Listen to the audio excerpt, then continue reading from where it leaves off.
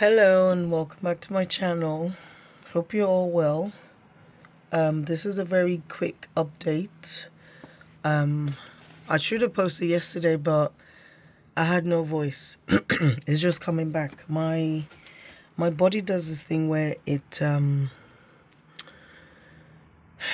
when I'm in stressful situations, not just bad stressful situations, even good ones, it my body goes into this thing where I develop a cough, a head cold, and then a sore throat. No, sore throat, but I lose my voice. So, since my last post, a lot has happened. Yes? Okay, I'm coming. I'm playing basketball with my daughter downstairs, mini basketball. And, but I needed to just get this out because I've just come back from church and I don't know if you can see, but I've done lots of crying. A lot of crying. A lot has happened since my last posting, and I will get more organized in how I'm posting and how I'm doing it. And I think I do need to learn how to edit videos a lot quicker than I plan to. And I guess now the new goal is to have it perfected before the 90 days is over. One of my first ever pastor has always said, church should always be a confirmation of everything God has told you in the time you spend with Him, in prayer, in listening, in whatever. And I do believe that is true. I haven't been to church for a few weeks now because we've been away and I was ill and whatever. And even when I was listening online, when I wasn't physically in church, I got a message from the sermon that I needed to hear. And I held on to it. And then the sermon today was about basically paying attention, which is what I say all the time.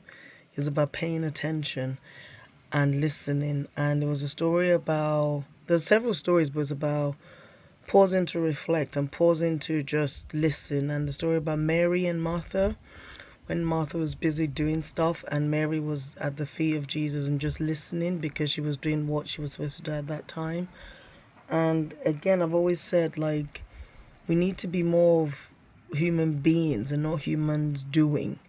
But before the sermon, there was a lady that said she was given a prophecy or something, like a message for somebody, and she came to speak. And as she was speaking, she was so overwhelmed and she was crying her eyes out. She was saying what she saw or what she was shown, and it didn't make any sense to her whatsoever. And I spent the whole service when she was talking, this was before the sermon, just staring at her. Like, I was staring at her because she said she felt that message was for about 4 people in the audience or listening to her. And she was so emotional. She was so emotional. And when she finished, I was holding a tissue that I was going to go up to give her, but I was so rooted to my seat, I couldn't move. So when she finished, I kind of got the tissue, went round, and I gave it to her. Thankfully, she was right at the back, and she was still emotional. And I said, thank you. That message was for me. Thank you. And then I went to go crouch down next to her, and then she just held on to me. She held on to me so tightly. I've never met this woman before in my life. She held on to me so tightly, and she was muttering something, and I think she was praying or something. She was hugging me, but I'm just like this. Because, I don't know, there was this calmness, I don't know how to explain it, but she prayed for me, I thanked her, and I left. And then I saw her again after the service, and I told her to never be scared of being used as a messenger of God, because that's all what we aspire to be used by God for better, for good, and I've always said this on this channel, like, God himself is not going to come down and answer your prayers like that. He's going to always send people, situations, things to make that happen. So a lot has happened, like, that I can't I'm not surprised anymore when these things happen, because these are things that I've prayed for, or are deep desires of mine. And it's happened too many times now where when things happen really fast, really quickly, I don't question it anymore, because God's timing is the best timing. So why should I feel like I need to wait for a certain amount of time for something to come to fruition? But just to carry on from my last posting, the CEO I went to meet on what day was it? Friday. Was it Friday? Yeah. He wants to see me again on Tuesday, and he wants me to work for him. And then also I got the voice note from Auntie for me is still, I transcribed it. I think I'm going to print it out and put it on my wall somewhere, because she prayed for me as well, and she said some things that I always say, if you do good, good will come back to you. And I'm so glad that I was proactive in what I wanted to do, even though I had no idea how I was going to do it, but I believed I could do it. I knew I could do it, and I'm doing it. And then someone else approached me on LinkedIn yesterday and started chatting. And I thought it was AI, because it's happened before. Once I put my open to work sign on, there was this AI, not AI, like fake profiles that started offering me work, and they were not real people. Because I'm like, how are you going to be a CEO of something several times over, but you have two connections, and your two connections are also people looking for work? And these are people that didn't exist. So it was like AI generated pictures or whatever. So I genuinely thought this was another AI person, because I accepted his connection, and then he started messaging me straight away and asking questions that I don't believe AI could answer. And I started to ask questions in a way that, again, AI couldn't answer in the way he answered. Anyway, I did my due diligence. I prayed to the Holy Spirit that, is this real? Is this you, God? Is this you? And I did my due diligence. I did a tiny bit of research. It's a real person. They do exist. Their job title is what they say they're doing. And I think at some point before we started talking on WhatsApp, I actually, it was when he asked if we could talk, if WhatsApp was easier for me to talk on, that I said, okay, I need to check who you are, you know. And as Nigeria, we're naturally suspicious of anyone anyway. But I thought, you know what? I've got nothing to lose here. I know I have a lot to gain. If this person is what they say they are, I have a lot of knowledge to gain. That's the bare minimum for me. I need to be learning something from somebody for it to be worth my time, and I did. And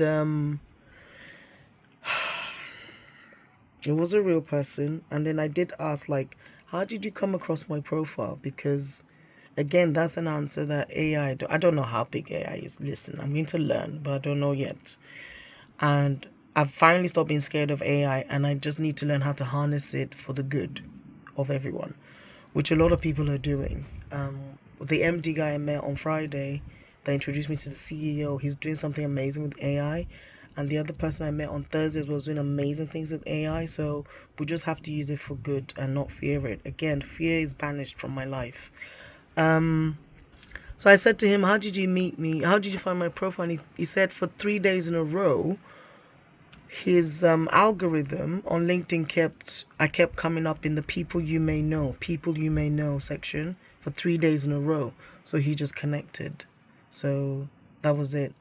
I was like, and he said, sometimes the algorithm is nonsense. Sometimes it gets it perfectly right. And I've got so much encouragement from this person that I don't know, because we chatted from 6:30 to I think about 10 o'clock. But yeah, this is just a quick message for anyone that is still in doubt of what they should be doing or what they want to do. I would advise you to not only pray and know what you want or know what you would like and present it to God, and then God would give you what he wants you to do. But you have to pay attention. You have to spend time with him. You have to listen. Yesterday morning and Thursday morning before I went and started doing stuff for me. I sat in my woman cave and I spent half an hour, 45 minutes just there. I listened to my daily audio Bible and then I just sat there and I just listened. And the silence in the sitting said a lot. Okay, my daughter is too quiet. Right, I need to go because we're just home alone. I'm coming. There she is. When they're too quiet, you know something's going on. So that's all I want to say right now. But I do need to take this content creation a lot more seriously than I was before. I mean, I am taking it seriously, but I can't see where it's going, but I know it's doing something. And even yesterday, I still got another idea of something I want to do. So I've downloaded monday.com, which is like a project planning thingy that randomly, the last job I had, someone showed me how it works. And I've always wondered how it works because the adverts always come up on my YouTube feed. So I kind of know how it works and I'm going to use it. But yeah, thank you for watching my video. Thank you for staying with me on this journey. And it's going to be amazing. My plan is always to be as transparent as possible and help somebody, even if it's just one person, and just show you how I'm doing it, because I have no idea what I'm doing. But I just know that I'm made for more. And I want you to remember that you're made for more. You're put on this earth to do something. And it's your job to find it if you want. There was something I wrote down on my notebook yesterday, which perimenopause, I can't remember. It was just something about finding and seeking, but I will mention that in my next episode. And yeah, I'm excited and I'm so grateful to God. And I'm so thankful to every single person that has encouraged me. Thank you to every single person that has encouraged me, that has prayed for me, that has sent me a message indirectly or directly from God. Thank you. Thank you. God bless you. From the bottom of my heart, God bless you. Even Stephen Bartlett, that doesn't know me yet, this 90-day challenge, he did say things will happen, and they are. So thank you. Thank you, everyone. Thank you. From the bottom of my heart, thank you. Have a wonderful rest of your weekend and have a good bank holiday Monday for those of you in the UK. And stay safe, especially if you're going to Carnival. Stay safe. All right. Peace and love. Bye.